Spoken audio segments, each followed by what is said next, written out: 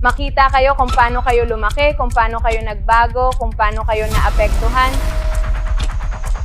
Nag-ehersisyo kami sa harap ng dagat ng alas 4 ng umaga.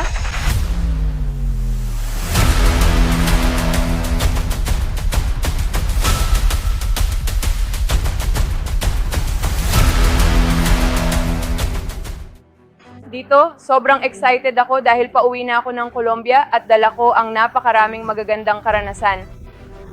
Ang makapagbahagi sa unang pagkakataon, kasama ang mga bagong leader na sumasali sa Indubay, sa napakagandang pamilyang ito, makita sila kung paano nila binuo ang mga team, kung paano sila namuno, kung paano sila lumago, kung paano sila nagbago, kung paano sila naapektuhan ng lahat ng inorganisa sa loob ng event.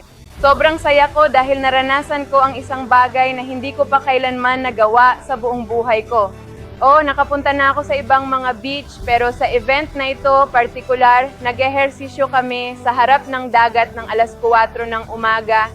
Isang grupo ng mga leader na nagsasayaw, nagdiriwang, ibinibigay ang aming buong lakas at ang makita ang pagsikat ng araw mula sa dagat ay isang napakamahikang karanasan.